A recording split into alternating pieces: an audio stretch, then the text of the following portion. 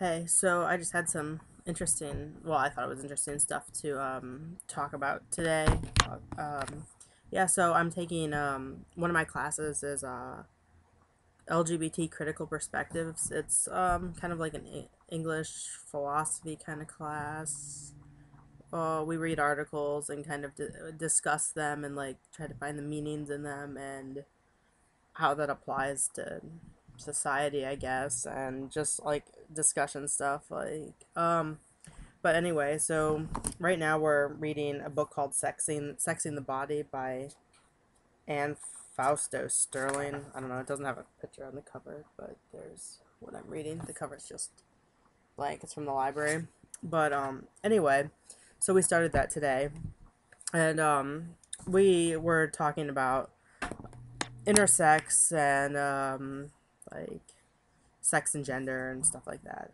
Pretty interesting. Whether there's and there's one section that I found really interesting. I don't know if it actually applies or what, but it was that the author writes about this developmental systems theory, and the developmental systems theory denies that there are two denies that there are two fundamental processes: nurture and nature. Like it says, there's other that it's not just nurture and nature that make people the way they are, or it's not just that that that like how the processes work and stuff. Like there's more. It's not just limited to just two ways of socialization. Like there's other things, there's other parts to it. It's a lot vaster than that. But anyway, so they use this as example that this example of that there was a goat born with no front legs, and it survived. It adapted to it. Like after the goat died, uh like researched on it and found that its spine was S-shaped like human, so it could walk on its two legs. Like it had developed it throughout its lifetime. And we talked about like the theory that you can change your genes, or that like you can like modify that. Like I don't know if it's a conscious decision or unconscious, or exactly how it works. Like it's kind of, I don't know. A couple people in my class were talking about it, but it was interesting. It made me think. Either when I was in high school, I had facial hair too, but not to this extent, not at all like this. Like I just had a little bit of sideburns. I didn't have any on my chin. Like this short right now. I have it. I just shaved it not too long ago, maybe a week ago, but it gets like really thick that I have to keep it trimmed. But I didn't notice it ever being that thick until last year when I came out. Like when I came out to like everyone, family, work, everything. When I was finally out, so either either I just got I just matured and got older. I don't know, because I mean I've shaved it since high school. Like I always shaved my sideburns because I felt uncomfortable. I felt awkward. I didn't know what to do, and it seemed like what I should do.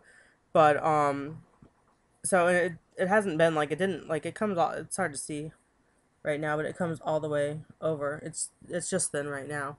And I had a mustache in high school, like real light, and just a little bit like on my sideburns, just straight down. But that was it. And within the past year, I almost feel like it's doubled since I've been out. So I don't know if it's either me, consciously being aware that I'm, accepting myself and of who I really am, and living that way and wanting to present myself as a man that much, and how I really feel, that it grew more. I mean, I don't know. We just saw, like, it was just an interesting idea, because I'd considered that before, that I thought that I had more facial hair after I came out, like that it grew in more.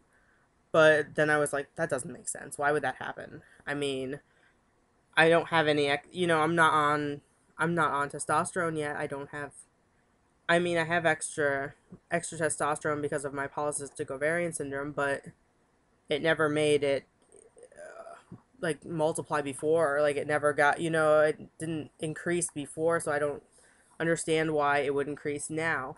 So the only thing I can think of is when I finally accepted myself and was out to everyone that my facial hair started to grow more. I don't know if that's really what happened, but I mean, it's a cool idea. It's a neat idea. It was definitely interesting in class. But I mean, I've got to do the reading. We're gonna be talking about more like intersex stuff next week, and about like babies born with ambiguous gender and how the doctors just pick whichever gender they want and just fix the baby so it's whatever gender. But yeah, that was all I wanted to say today. I just thought it was interesting and I just wanted to share that. Well, have a good rest of the day and I will talk to you later. Maybe post another video this week or next week. I'm not sure yet, but have a great night.